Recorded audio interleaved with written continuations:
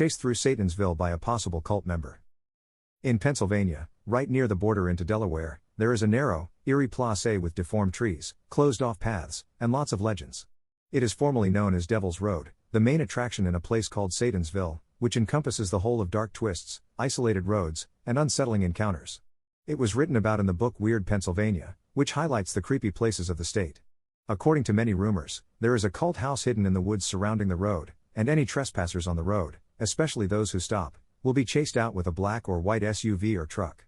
For years, I had read about the place and heard spine-chilling stories, until I couldn't stop thinking about seeing it for myself. My friend Matt and I spent almost every Friday night at the mall together, as teenagers do.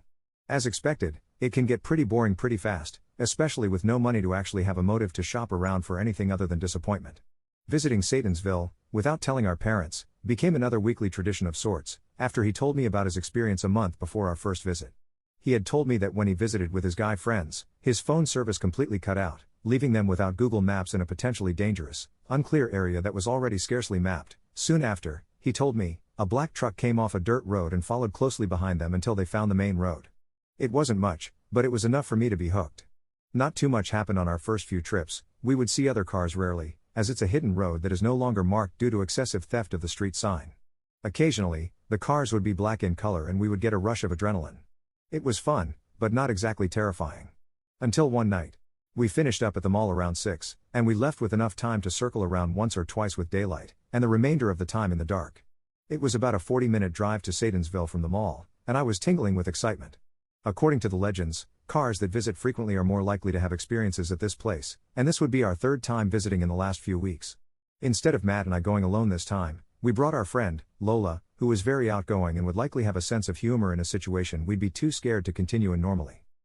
We drove down the highway and finally made the first turn leading to seclusion.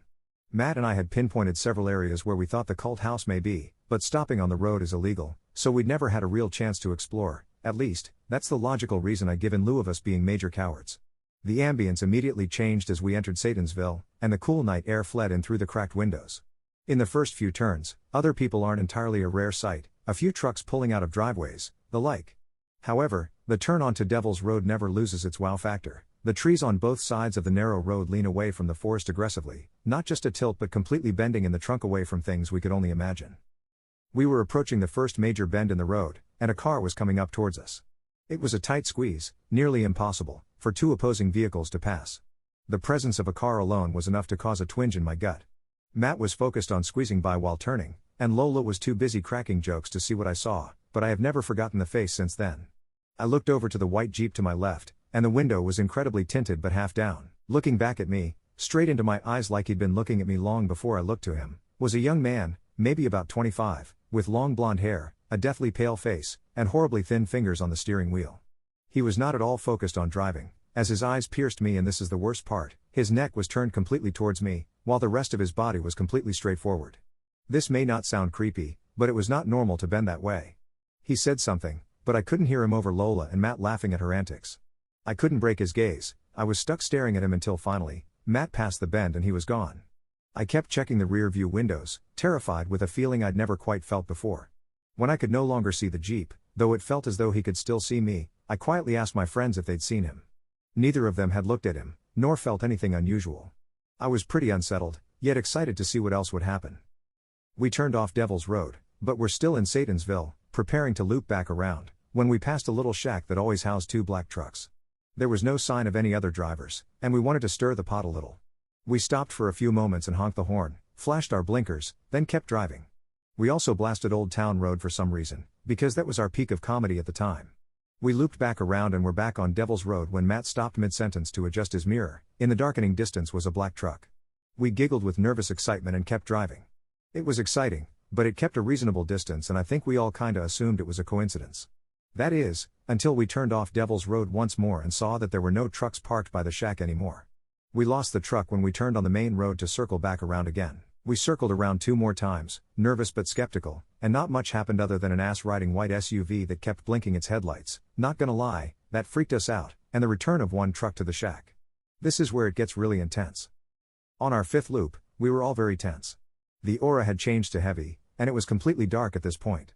Things had started to feel more ominous, probably from the slightly less passive actions taken towards us by whoever was there. We went down the bends, peering nervously into the woods. Some trees were marked with 666s and upside-down crosses, marks of other, more ballsy, teenagers, and there was a distant light in the woods, courtesy of God knows what. As we turned off Devil's Road, but still in the heart of Satansville, headlights appeared behind us. It was impossible to tell what kind of car it was, as it was pitch black and we just turned the first major bend. Moments later, the truck appeared behind us, speeding. We were going about 25 and the truck must have floored it to catch up, and it drove uncomfortably close to us. I was the one to see it first. It was a black truck, windows tinted and driver unknown. We drove on for a minute, freaking out and turning completely behind us like creepy Jeep guy, but more normal. Soon, a second truck joined behind it at a fork in the road, and they revved their engines as if in communication. The truck sped up, nearly crashing into us, and we were forced to speed up. This continued through many intense twists and turns, where our speed reached up to 70 at the maximum.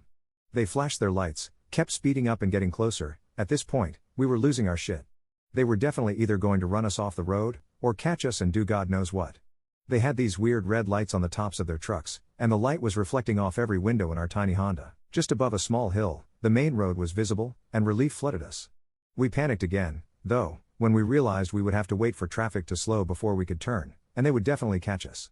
With nothing else to do, we stopped and glanced behind us. The trucks were gone. We all expected a sudden ambush, but made the turn onto the highway and started home, talking about what the fuck had just happened. We came to the conclusion that the trucks had probably turned onto a dirt road only visible to those who know it's there, and that they were chasing us away from their activities like the rumors say. What were they doing exactly? We have no idea, and we had no intention of finding out, as we hadn't been back since. I still can't get the face and presence of the man in the Jeep out of my head, and this was over a year ago now. So, creepy Jeep guy and potential cult leaders, let's not meet. Ever.